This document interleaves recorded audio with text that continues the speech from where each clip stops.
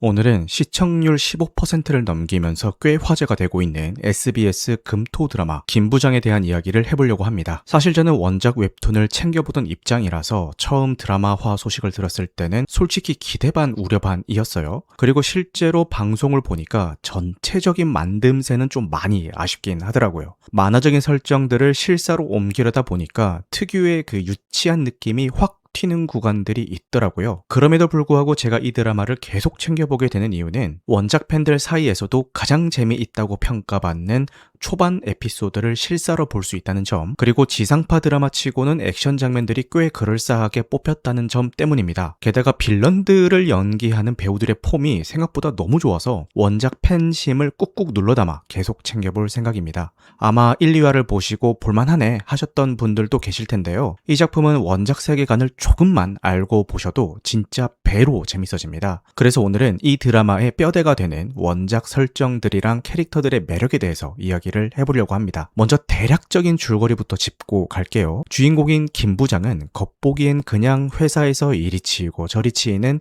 짠한 중년 아저씨입니다. 하지만 이 사람의 진짜 정체는 첩보계에서 전설로 통했던 국가비밀요원 출신이죠. 과거를 철저히 숨기고 오직 하나뿐인 딸을 위해서 조용히 살아가던 중에 그 딸이 납치되면서 본격적인 이야기가 시작됩니다. 이번 에피소드만 놓고 보자면 딱 한국판 테이큰이라고 생각하시면 편할 것 같아요. 여기서 가장 먼저 아셔야 될 게 이 드라마의 배경이 되는 거대한 세계관입니다. 웹툰 김부장은 박태준 유니버스라는 웹툰 세계관 안에 속해 있는 작품이에요. 외모지상주의, 싸움 독학, 인생 존망 같은 인기 웹툰들에서 각각 주조연으로 활약하던 세계관 최강자급 캐릭터들이 이 작품에서 한데 모여 얽히는 구조거든요. 그러면 주인공 김부장 이야기부터 해볼까요? 드라마에서는 소지섭 배우가 연기하고 있는데 원작 설정상 이 인물은 이름이 없습니다. 과거에 고문을 겪으면서 자신의 본명조차 강제로 잊어버리게 된 사연이 있거든요. 그래서 본인조차도 진짜 이름을 부르지 못하고 세상 사람들에게도 그저 김부장 아니면 누구 아빠 이런 호칭으로만 불리며 살아갑니다. 하지만 이 사람의 실체를 들여다보면 정말 살벌하죠. 코드명 66, 북파 공작은 기본이고 남파 이중간첩 임무까지 수행했던 엄청난 스펙의 소유자입니다. 북한에서는 1급수배 블랙리스트 1순위고 남한에서도 그 존재 자체가 세상에 알려져서는 안 되는 사람입니다. 평소에는 안경 쓴 후줄근한 아저씨처럼 보이지만 딸을 찾기 위해 본격적으로 움직이기 시작하면 세계관 최강자급 전투력을 보여줍니다. 그리고 이 캐릭터를 이야기할 때 절대 빠질 수 없는 무기가 하나 있는데 바로 은사입니다. 드라마 2화에서 장기매매 소굴 입구에 미리 설치해뒀던 그 낚싯줄 같은 실 기억하시나요?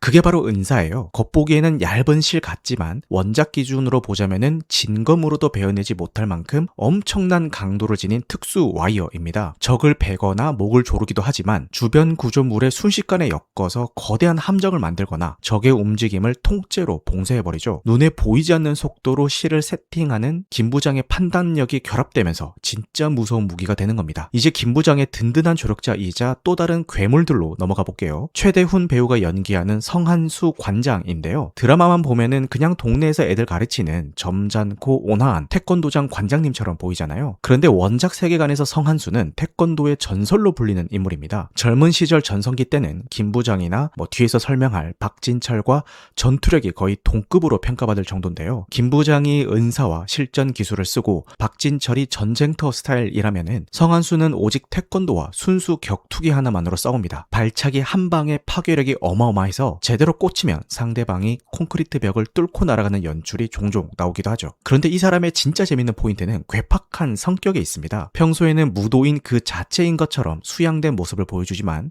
사실 지금의 온화한 얼굴은 과거에 스승을 만나면서 흉폭한 본성을 억지로 눌러둔 상태거든요. 원작에서는 성한수가 분노의 임계점을 넘으면 이성을 통제하던 인격 패치가 풀려버리는 것처럼 묘사가 됩니다. 점잖던 얼굴은 싹 사라지고 무시무시한 본성이 튀어나오죠. 드라마에서 이 갭 차이를 어떻게 연기해낼지가 꽤 기대되는 부분입니다. 그리고 성한수를 이야기할 때 아들인 성태훈을 빼놓을 수가 없는데요. 싸움 독학이라는 웹툰에 나오는 나오는 핵심 캐릭터인데 팬들 사이에서 인기가 정말 어마어마하거든요. 드라마에서 직접 등장할지는 아직 모르겠지만 만약 마지막 화쯤에 쿠키 영상으로라도 깜짝 등장해준다면 원작 팬들의 반응이 진짜 폭발적일 겁니다. 또 하나의 소소한 관전 포인트가 있다면 원작에서 성한수의 태권도장 승합차가 사건에 휘말릴 때마다 어김없이 박살나서 폐차된다는 우픈 공식이 있는데 드라마에서도 이 불쌍한 승합차의 운명이 어떻게 될지 지켜보는 것도 재밌을 거예요. 다음은 윤경호 배우가 연기하는 박진철입니다. 드라마에서는 어딘가 좀 허술하고 친근한 동네 아저씨 느낌도 나는데 원작에서 이 사람의 별명은 전쟁 영웅, 전쟁의 신, 불사신입니다. 각종 전쟁터에 최전선을 누비고 다닌 사람이고 국가조차도 제대로 통제하지 못할 만큼 규격 외의 무력을 가진 인물이죠. 그런데 이 캐릭터를 완성하는 가장 중요한 반전 매력은 그가 어마어마한 딸바보라는 점입니다. 전쟁터에서는 피도 눈물도 없는 괴물이지만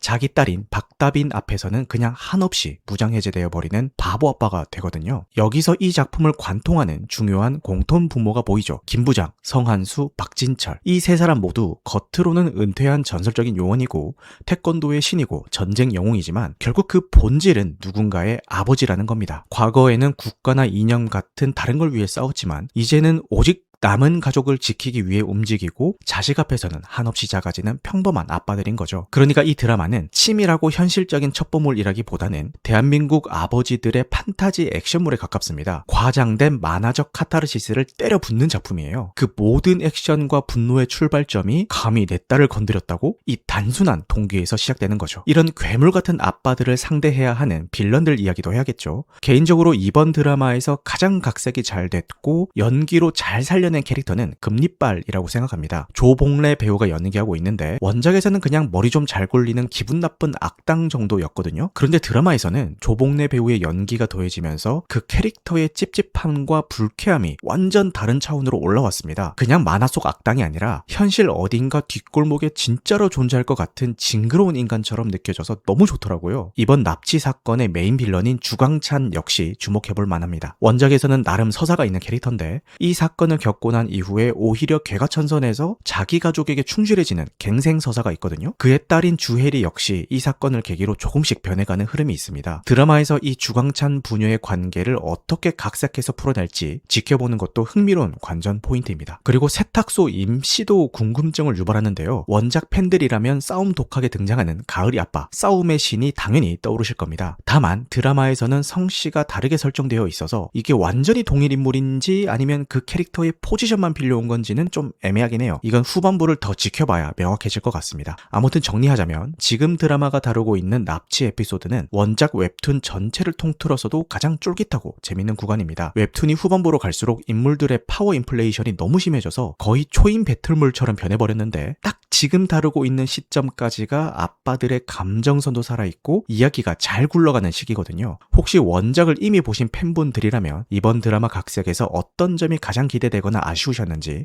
반대로 원작 웹툰을 전혀 모르고 드라마로 처음 접하신 분들은 이 이야기를 어떻게 보셨는지 여러분들의 생각도 궁금합니다. 영상 보시고 댓글로 자유롭게 남겨주시면 저도 읽고 함께 이야기 나누도록 하겠습니다.